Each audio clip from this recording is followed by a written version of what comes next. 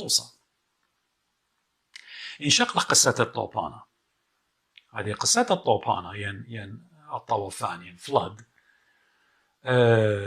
احنا جو تكوين جو بريثا جينيسيس اشتا يعني قيب عليهم اشتا تاما بغزاية وقصة الطوفان رابع اشكارا تاما موشي بكتابة قديا خرطة من اتخ مدري قطوس انجشخ احنا جو مدري جو بريتا جو دا قصة الطوفان ايمنت علىها مالوبة لقاموشي قد كاتو قطوس من بكتابة لموشي قديا جو بريتا اشتا بغزاية وقتاما قد موشي ولا بكتابة قديا ضانا متشيته وقد نوخ بوار الآو بنونو كالاتو وبختات بوارنا القيوتا وكما يمانا ويلا قيوتا على الباتت 100 كما يمانا ريلون 100 مطرات الشورين بالراية من أول 100 من ألفخ من 100 و100 سقل أول من قمم الجبال يعني بيك ماونتنز كل سقل مكسيل كل شيء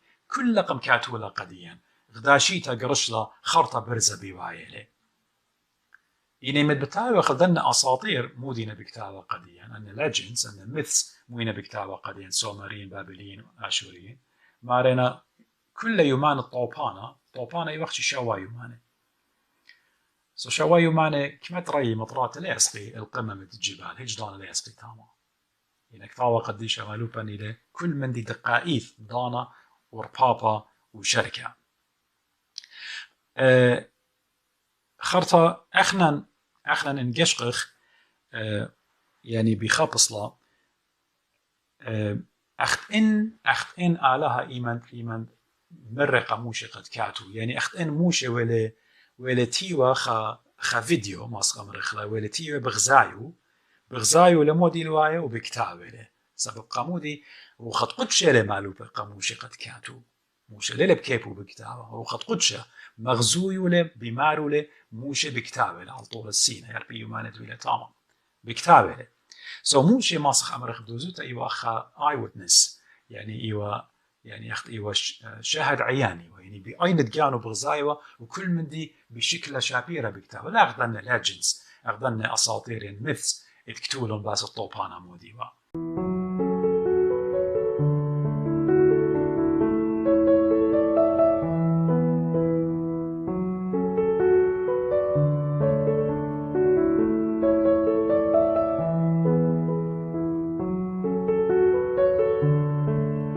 Well, thank you, Gil. It's customary for people in this miserable position to say how glad I am to be here. In my case, it's literally true, because I haven't been here since 1979, and I'm extremely glad to be here. It's wonderful to discover that this thing which has loomed in my mind as a kind of lingering fantasy is still, in fact, standing. Of course, when you go to England, it's more miraculous if things are still standing, but that's neither here nor there. So I'm going to talk to you about this topic, the Ark before Noah, which has been a big adventure, which has converted my life from the dull, tedious, dusty and unexciting life of a normal curator into just the opposite, with heart-endangering consequences. So one of the things that happens if you are a curator in the British Museum is, because the public have the mistaken idea that we are experts, is to identify things which people bring in.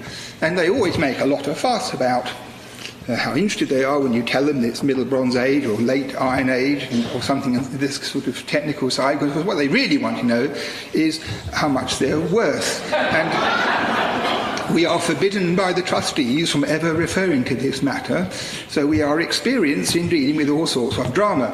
And it happened to me once when I was on duty that a person called Douglas Simmons came in about 1985 with a bag full of antiquities, small antiquities, which he poured onto the desk, and I was the duty officer.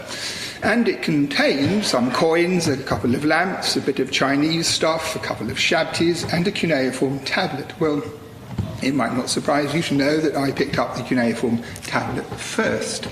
And I picked it up, and at first sight I assumed it was going to be an old Babylonian letter. I'm sure you would have the same conclusion in terms of size, shape, dimension, grammatical forms, semantic parallels, and so forth. But I lifted it up and started to read it. And this is what came out. I'm not going to read the whole of this book out. I should tell you, if you want to read it yourself, this is easily arranged. It's very easily arranged afterwards. Wall, wall, read wall, atra hasis. Pay heed to my advice that you may live forever. Destroy your house, build a boat, spurn property, and save life. Well, not many letters begin that way. And in point of fact, I was able to read it at sight because I had a very demanding teacher who used to hit people and thrash them with barbed wire until they learnt their signs. And so recognising the beginning of the flood story in the Babylonian epic was a doddle for someone who'd graduated from that classroom. So I realised I had in my hands a piece of the old Babylonian version of the flood story, which is a piece of gold in the world because everyone is interested in the flood story and nobody ever gets their hands on an unpublished piece which had never been seen by any other Assyriologist. So I was rather excited about it, and what happened was he took it away, picked up the lamp and said, "And what about this?" And when I'd gone through the rest of the material, trembling with excitement and thinking, can I borrow this for a while and read it, he went, and I didn't see him for the best part of a decade. So I knew that this thing was in circulation, and this was before the trustees of the British Museum had produced this handbook about how to knock people to the floor and take over their property for the trustees. So I just let him escape. But I knew that sooner or later it would come back to the British Museum because all important things do. Some of them, for example, are temporarily in the Louvre, but sooner or later they will come to us. So the thing is, when I finally got this thing into my control, I had the luxury, to say, of reading it properly in privacy with a good light and so forth to get the guts of it out. And it became apparent that the thing was of 60 lines in length, and although the beginning was exactly the same as is attested in the other sporadic examples, the rest of it was very startling. Now, knowledge of the flood itself on cuneiform tablets has been in the public domain since 1872, when George Smith, the character on the left, for the first time was a modern human being who read a piece of this dog biscuit kind of material from this barbaric background and discovered that he was reading Holy Writ virtually in this peculiar format. And the story goes in our department record, I'm sure it's true, that he dropped the tablet on the table in his anxiety and started to run around the room, holding his head and making funny squeaking noises, and eventually attempting to remove his clothing. And this has gone down in history as a laughable matter, but it's almost certain that what actually happened was he had an epileptic fit, because the impact of discovering for the first time that the text of Genesis, which everybody in 19th century London knew by heart, existed in this peculiar rival form. So George Smith, in 1872, discovered this for the first time. There was a huge furore about it, all sorts of discussion by all sorts of people. I'd just like to draw your attention to the image of Smith on your left. He has the broad, intelligent forehead, leadership kind of profile, fine beard, lucid, intelligent eyes, and so forth. There's always been this range of characteristics that the trustees have looked for in their Assyriological employees. So the thing is that when Smith published this, he wrote very lucidly about it and its implications for the biblical story, because it contained not only the approximate parallel, but a much more specific one. For example, the fact that when the flood was abated and things were quiet, a series of 3 birds was released, and only the third one came back. I mean, didn't come back, so he knew that something had appeared above dry land, which is, of course, what Noah did in the more popular version of the story, as celebrated in Hollywood, and the really good one, which you have to read in the original in Babylonian. So, one of the interesting things about the version which he discovered, that 1872 tablet, it came from the library of Ashurbanipal in the 7th century BC. It was one of the king's own personal copies of his standard literature, although they didn't know that securely at the time. And when Smith made his very quick and very accurate translation, it included a description of what the ark that this Utnapishtim, the equivalent of Noah in his version of the story, had built. And the description comes out as a cube. That's to say, an object which is the same height, width and length in all dimensions. So the clergymen, who were extremely worried about the way that the Bible had been undermined and what this might mean for the end of civilization, came back in force saying, well, this is rubbish, this isn't nothing like the ark in the Bible, I mean, it's a cube, I mean, whoever had a boat that was a cube, it is mad anyway, and we don't have to take notice of this. And so they were impelled and felt encouraged to dismiss evidence which was unwelcome to them. Of course, they were operating on the assumption that the real Noah's Ark, so to speak, looked like this. I was rather fortunate to find this contemporary photograph, which is what we call research in the British Museum. It's called Google, generally. And here it is, exactly as it was, reconstructed in this image according to the text of the Bible. So the situation was that in 1872 and a half, there were people who believed in the Assyrian version, there were people who stuck fast to the Bible, so you had a cube or a coffin, but of course at the same time everybody really knew what Noah's Ark looked like. It's one of these things. There's usually a giraffe looking out the window just to complete it. So in fact, Ark fanciers, so to speak, had these three alternatives at their disposal. So it made it even more astonishing when I had the leisure to read this tablet, when it turned out the following thing, because the god Enki, who had discovered that the world was going to be destroyed, decided it wasn't a good matter and that he picked on some human being to build this lifeboat to rescue all life forms against the waters that would come. And it's always been a mystery, actually, why he picked on this Atram Harsis, whose name means extremely intelligent, because however intelligent he might have been, it is clear that Enki didn't trust his knowledge of boat building at all, because in this tablet he tells him all the information you need to know in order to build this boat. In other words, it's one of those, like one of those boxes from IKEA, which has all the information on a mimeographed panel on the side, so when you take it home, you can build it on your own. So the first piece of information that came out of reading this tablet was that the boat was round.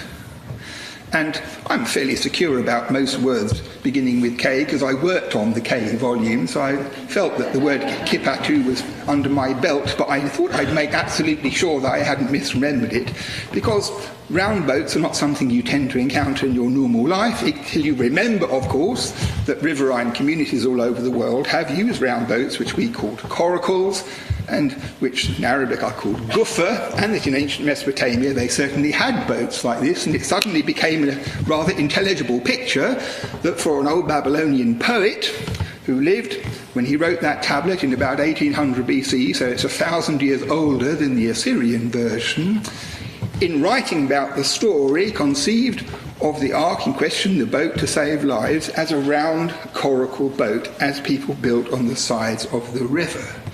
And this makes a lot of sense, because the thing about a coracle, if you've never been in one, you will have to take my word for it. I've been in one once. The reason is I'm the president of the British Coracle Association. It's not a funny thing at all. I don't see why you're sniggering. This is a major tribute to me as a person. I haven't got a gold chain. It's a bit annoying, but they promised me one, and I had to go in one, so I've been in one, so I can talk about this with a great deal of familiarity. And the thing about these boats, I know from many years of experience, is that they don't sink.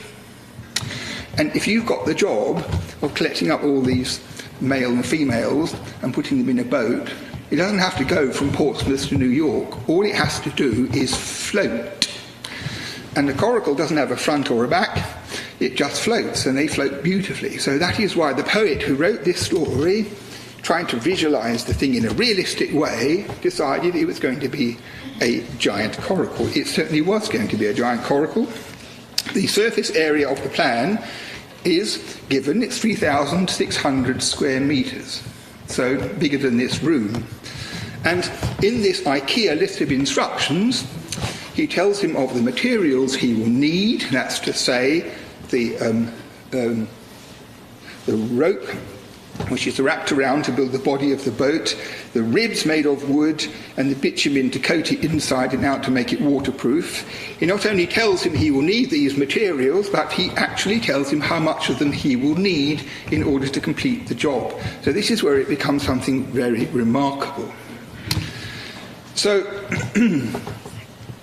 this is what, of course, Iraqi coracles look like. So the thing is that the coracle in Iraq is known in ancient times. It's on the sculptures, for example, but also from many anecdotal and photographic pieces of evidence from the 19th and 20th century as well, even though I think it's now disappeared. So the other photograph which I will now show you is this, which is from a pair of lantern slide pictures and part of a sequence of someone who photographed the construction of a coracle on the banks of the river in Iraq in about 1920. And here you can see, in principle, how this boat is built. And what you do is you have to have this great quantity of rope, and you have a pith, the pith which comes from the trunk of a palm tree, which is twisted and twisted and twisted until it becomes a thick rope, and it is exceptionally strong. And the basic way in which the coracle is to be made is you draw it out on the ground in a great circle, and as it comes back to the beginning, the next bit is laid on top of the previous one, and it is stitched north to south, and you go round and stitch north to south, and then the third on top of the second, and you end up with a great floppy basket. And when you've done that, you have to have ribs which fit round the frame, which is laced to the hole, and then the bitumen is applied. So something very interesting happened to me, probably unique situation. The central portion of this tablet is full of numbers and very technical, and I'm frantically innumerate. So I got a bit of help with dealing with the numbers, and I never built any boats at all in London, so I wasn't really on top of it, but I discovered in the library of the Ethnographical Institute in our museum that a man called Hornell wrote in 1920 an account of how these coracles are built, of which this is an illustration by somebody else. So this Hornell was a very worthy person, a great boat historian, and he was from Scotland, and he was a man of very small number of words. His sentences are extremely terse and very difficult to understand. And the Babylonian, which is more or less preserved, is very terse and difficult to understand in different areas. So I had this unique situation that I used Hornell's description from 1920 AD to understand the narrative written in the 18th century BC about how to build these boats, and at the same time use the Babylonian to understand what he meant in English. And eventually both things became mutually intelligible and the whole sequence emerged. So I'm not going to go through all this in laborious detail. It was tempting to do this and then perhaps suggest over wine there might be a short paper of test questions for you all to fill out. But there is one thing I want you to retain from this experience, Brad, though it may be for many years to come. The measurements of the materials are, of course, given in Babylonian measurements, not in English. They weren't that advanced.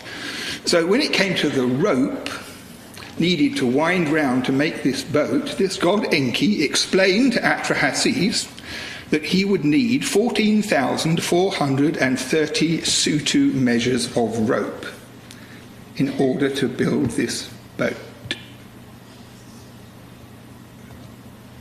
I thought this was supposed to be the Oriental Institute. Someone was supposed to go or something like that. I'm rather disappointed. Okay, let me tell you another amazing fact.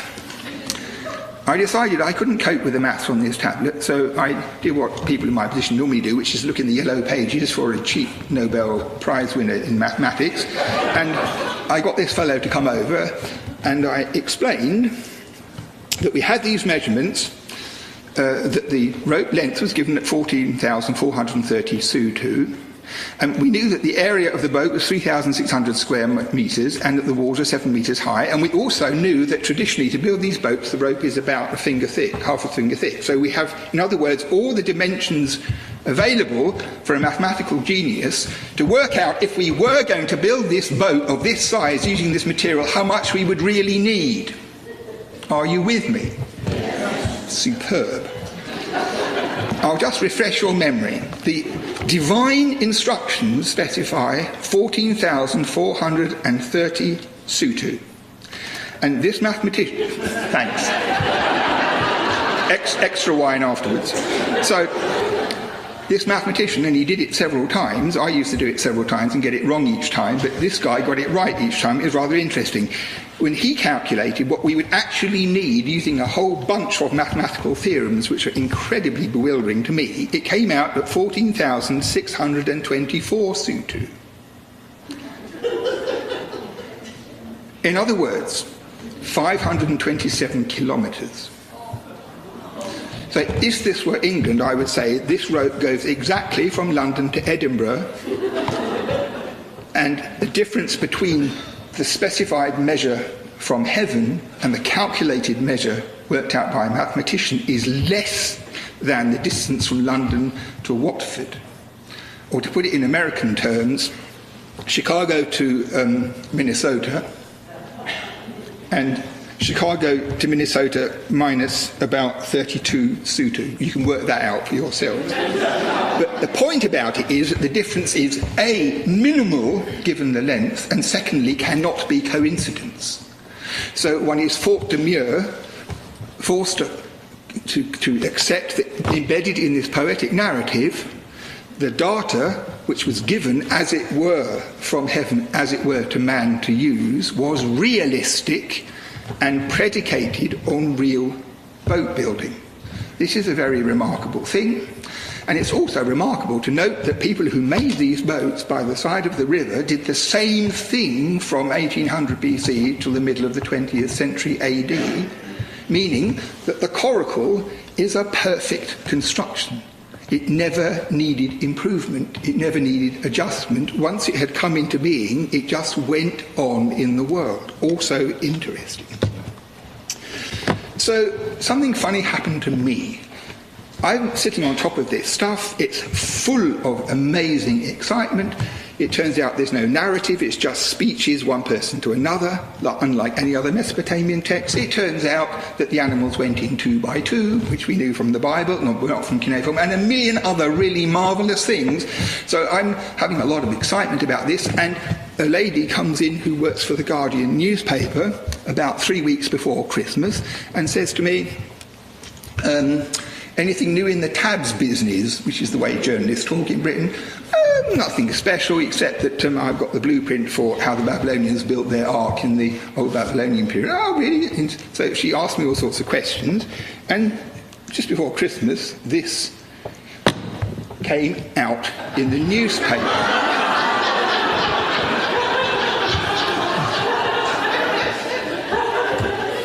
Well, this had other consequences than mere laughter, I can tell you.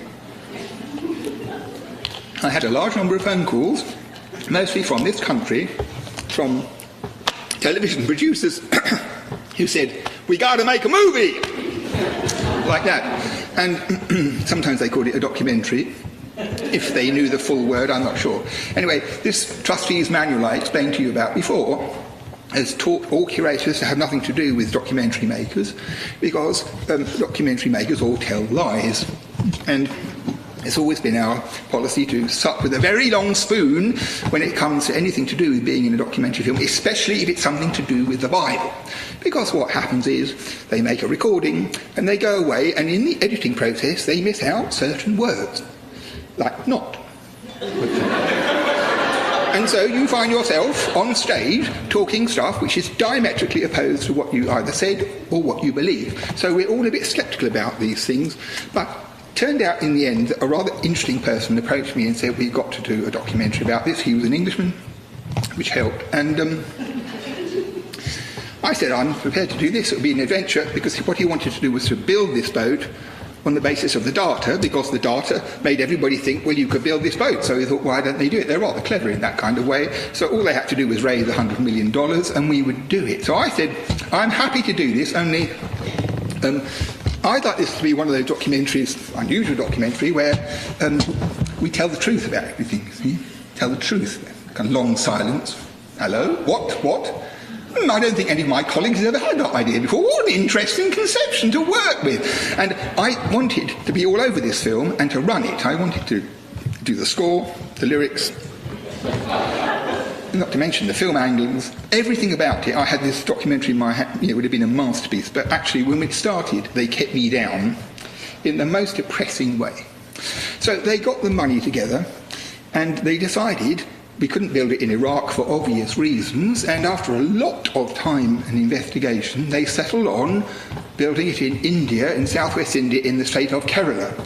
And they found a lake and a shipyard they could hire, and the palm trees that provided the rope were there, and all other sorts of materials were there, and it was Iraqish in appearance, so to speak. It had that kind of look about it.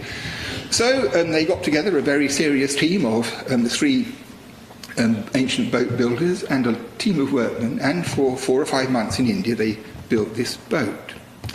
So what actually happened was this, that when I realised that my translation, which was all done in the humility of being a normal Assyriologist, and nobody's head is on the block or anything like this, I suddenly wake up one day to discover there's going to be this multi-million-dollar operation the other side of the world with people following my every word as if it's gospel. So of course I worked on everything 100 times, woke up in the middle of the night thinking that actually I got it wrong, it's actually designed for a double-decker bus or something terrible like that. And it was a very nerve-wracking thing, especially when I sent the translation with the dimensions to India, and the guy in charge of it had to be hospitalised when he read how big the thing was. And we had a long interlude before it was agreed the following thing, that if they couldn't build it full size, they would build it as big as they possibly could in accordance with the dimensions given by the original measurements. And, as you will see, the second part of this lecture, sometime after 10 o'clock, that the impossibility of building it full size was, in fact, perfectly reasonable. So that was the compromise that was reached. And I also said, actually, they sent an email. It was rather smart. This email came saying, would you mind terribly if... we've done this on the computer, and the wood, it wouldn't sustain itself. We can't. Would you mind if we? So instead of being like a normal person, which is to write back and say, chaps, it's marvellous that you're doing this, and whatever you have to do is fine. It's absolutely. How could I ever? I let the thing go for 4 or 5 days, and then I sort of said, no, okay, if you must. Like that, kind of, okay, just this once. We're building a boat, just this once, you want to make it small? Okay, fine.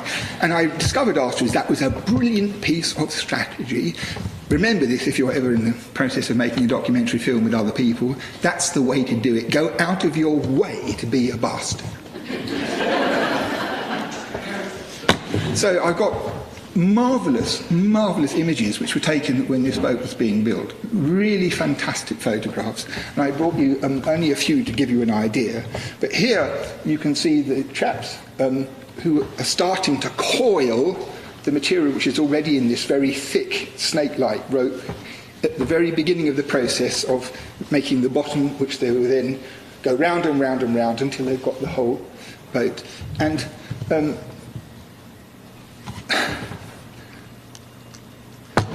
this is a view from the very bottom underneath when they first started it. And the thing is, they calculated very rapidly that the thing, when it was finished, would be exceptionally heavy, and they could, once it was completed and the bottom was finished, they could never drag it along the ground as you would with a lifeboat, because the structure wouldn't withstand it. So the whole thing had to be built on a cradle above the ground, so that the whole thing can be bodily brought into the water when it came to the time for the launch. So this gives you an idea from the bottom how it looks. The tight structure, laced together and tied, and everything was done with ropes and things without any glue or nails or anything. Everything was tightened and tightened. It was the most extraordinary construction. As the boat took shape, this was a view of the inside. And it was very beautiful inside. It was extraordinary. It was sort of handcrafted. It smelled of wood. And you can see, perhaps, that these are the great ribs which come down and meet in the middle to make the floor, and they go all the way up here to the top. And these are the walls made of the rope, which is lashed to the ribs on the inside. And then on these struts coming down of the ribs into the middle, they laid these big circular woods with these stanchions which supported the upper deck, because in the tablet it's described that how many there are of them and how long they are. These stanchions were posed so that the upper deck could be installed, because the human beings were going to be upstairs and all the animals downstairs. And they explained in the text that the house is to be built on the upper deck for Atramahasis and his immediate family, and it was made by the verb of tying. So it wasn't made of wood, it was made out of reeds, as I will show you in a moment. So this is what the inside of it looked like. And people who find out about this have two very interesting questions. The most burning question that I've ever been asked, because I had to talk about this periodically at literary festivals and other rooms full of unknown individuals, and usually somebody asks me afterwards, what do they do with the dung? And it doesn't say in the tablet what they did with the dung.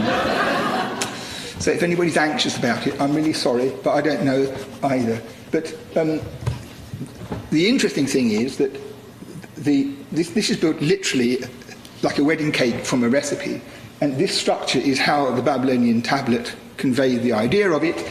And theoretically, the stanchions could have had partitions between them in which species could have been kept separate, if, for example, you're going to do that. If you write a book about Noah's Ark, this is another health warning I should impart to you, you do get into hot water, because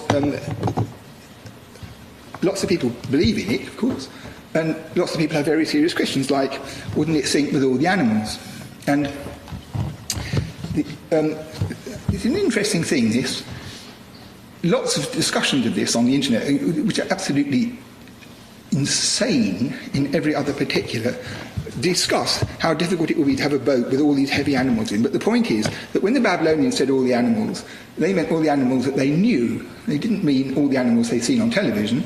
They meant the animals that they knew. And it's the same in the Bible. They meant the animals that were familiar to them. They were wild animals and domestic animals. And in fact, the list isn't so great. I worked it out what the list was. It isn't so huge, and it's not so mad as if you have all the heavy things and all the gnats sort of sticking together and the one squashing the other and so forth. Anyway.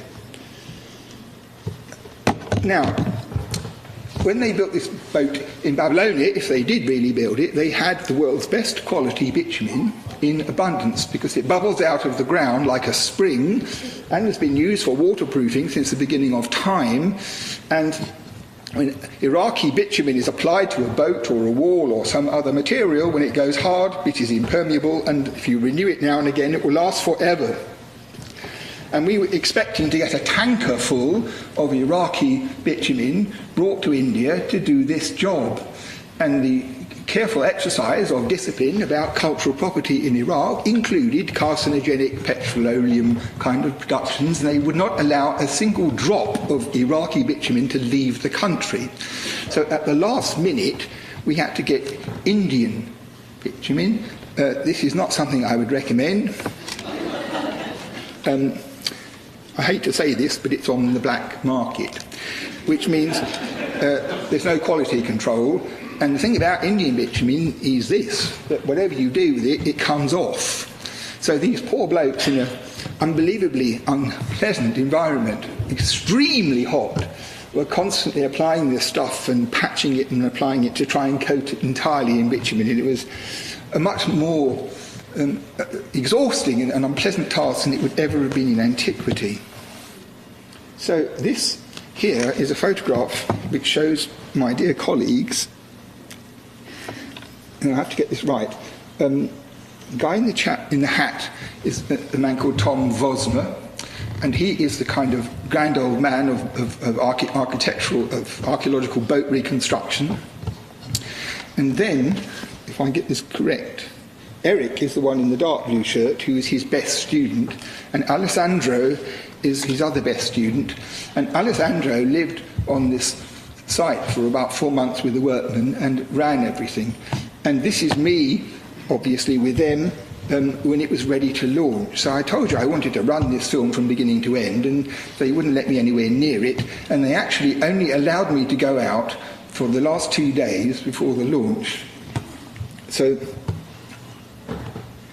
the house which they built, in accordance with what I mentioned before about it being tied, is an imitation of such houses which used to exist in the marshes of Iraq a long time ago. And they copied one of those houses to be in the spirit of the thing to represent that part. So they left half the floor open, as you can see, so that it could be filmed and everything. And you can see also perhaps the ribs that come up at the top. That's where they all finish, and there's a kind of binding round the top.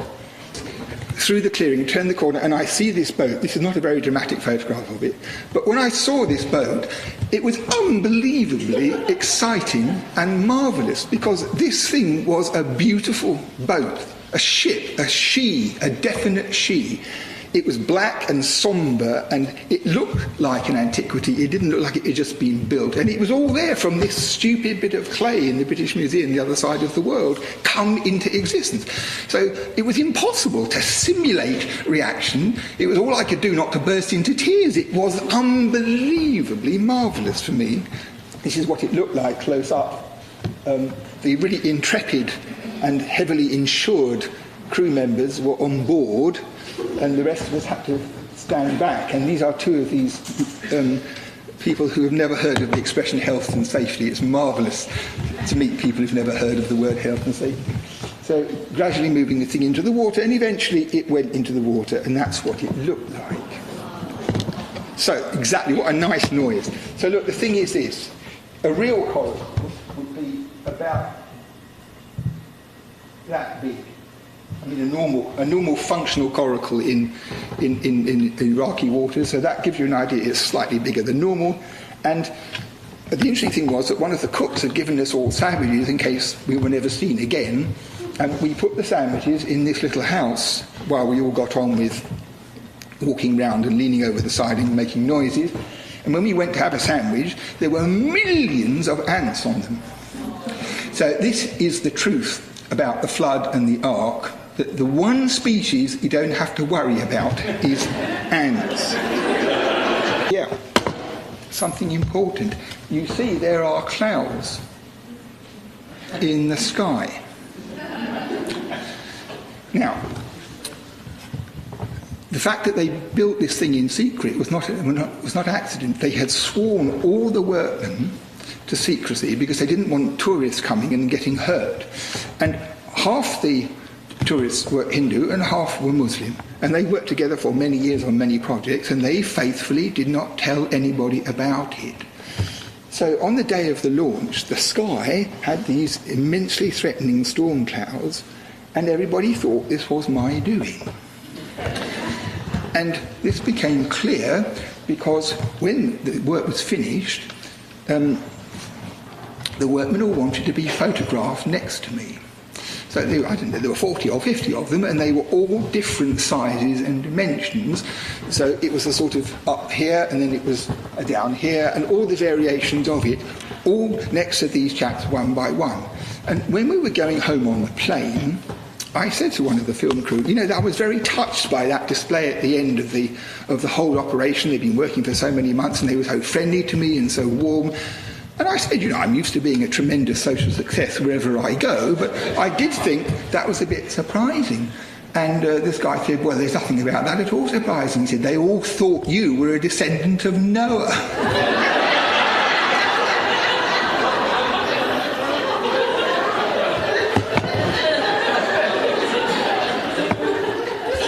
He recognised it. So that's a kind of weird thing. But then it made me think, because these boats that we have in nurseries, that shape, where does it come from? Because all the paintings that we have, like of the Tower of Babel and so forth, all come from the text of Genesis. The material of the artists, all the famous artists who did the Tower of Babel, faithfully tried to follow what's in the Bible. So why did nobody ever paint Noah's Ark like it's described in the Bible? Why is it always this kind of boat? And it occurred to me the vague possibility that, in point of fact, that the boats that you see this shape are in fact the profile of a round boat, and maybe some echo of this tradition survived beyond this tablet, because otherwise it's unintelligible. Anyway, in the end, we had to moor it by this small canal out of the way of the world, and in good Nelson tradition, I was the last man off. It was a hell of a wrench to leave that boat there, and the plan was to try and find someone to take it over, but that's an altogether another story. So the film was made, the film was shown, and etc., etc. And in the first flush of excitement, I was taken aback to find this newspaper.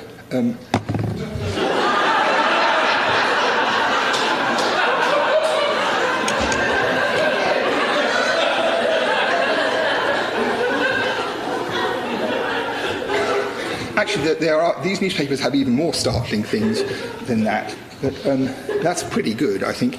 Anyway, of course, I knew they were wrong. And the reason I knew they were wrong was because we have the proof in the British Museum. You see, we have this old map of the world, which was drawn in about 600 BC, probably in Babylon. And this map of the world has been in the museum since about 1878. It's a very well-known thing. It's published all over the place. But for those people who are interested in this Ark story, it's a corker of a thing. So you will see, with the aid of this modern, sophisticated computer diagram, which is pretty good going for the British Museum, that you have a circle with a ring of water around it. And the water is described as bitter water. It's a river. And inside this disk represents the Mesopotamian heartland. And it is interesting that conceptually they thought it was round, acting on the assumption that if they didn't think it was round, they wouldn't have drawn it as round.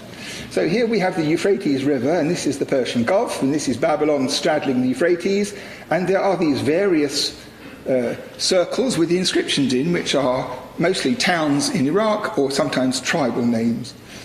And so this is a kind of rough map of Mesopotamia. There are lots of people who've written about it saying it's not accurate, and it's inaccurate. And we tried to use it on our motoring holiday and we got lost, as if the thing was meant to be accurate in the first place. In fact, it wasn't, because the interesting thing for these people is these triangles which are drawn off the perimeter, the outer perimeter of the river. And these are considered to be islands or mountains which are on the rim of the world. And there are in fact 8 of them, and this text on the other side, when it was complete, there is a rule in Assyriology that the more interesting a document, the more damaged it is. This is a prime specimen, but there are 8 sections here in which what is to be found on those remote islands is described. And they are like something out of Greek narrative. There's a tree that has jewels on it. There are birds that don't fly. There are extraordinary traveller's tales type inventions. And on this one here, it says if you go across the river and you climb the mountain, you go the distance across the river, you go up the mountain, you will see something whose wooden blocks are as thick as a parsiktu. Now, the thing is this, in this Atrahasis tablet, when Enki is telling Atrahasis to build the ark, each time he has done one of the tasks, he says to Enki, I have done what you asked me. And when he cut the ribs, he said, I have cut the ribs as thick as a parsiktu. Now, a parsiktu is a volume measurement and not a length measurement. So this means, as far as I can see, that to say something as thick as a parsiktu is a kind of expression in Babylonian, like you might say as thick as 2 short planks, or as thick as a barrel, because two short planks can be of any thickness. It doesn't really matter. It's a kind of image. And the thing is that this expression, thick as a parsictu, occurs only on this map and on the Ark tablet. So it is my contention that what this refers to is the ribs of the boat outlined against the sky, and if you climb this remote mountain, you will see the remains of Atrahasis' ark landing on the mountain. Well, this in itself is not surprising, because Noah's Ark lands on a mountain, and so in George Smith's tablet, 1,000 years after my one, so to speak, also landed on a mountain. So that's what tended to happen to arks in general. Here, however, we have a map which tells us which one it was. Now, the really cute thing is that we can identify now that it's this one here. Now, this is where it gets really whistly, because you will see here that the part of the known world which is in the same direction as this mountain is labelled as Urartu. It's Armenia, it's the name of Armenia, where there were people who were very troublesome to the Assyrians, the Armenians, and they called their area Urartu or Urashtu. And so this map tells you that if you cross this river, you see this mountain, here you see the ribs of the boat. When you come back, the first place you land in is Urartu. Well, in my opinion, this is the explanation for the narrative in the Bible where Noah's Ark is supposed to land on Mount Ararat. Not on Mount Ararat. In fact, it is landing among the mountains of Ararat. It is not, the Hebrew is unambiguous. That Noah's Ark landed among the mountains of Ararat. So, in other words, a district. And I believe that, as I tried to explain in detail in this book, that the traditional idea that the story in Genesis derives from the Babylonian forerunner also adopted with it the tradition about where this thing landed. But for the Judeans, they no more knew where Urartu was than anywhere else. And they certainly didn't twig the idea that the Babylonian conception was that you go beyond the river, beyond the edge of the world to a district where no man ever goes and comes home again. But this word, in the same geographical location as this mountain, is surely the origin of the expression in the Hebrew Bible. So I thought that was kind of neat. Thank you.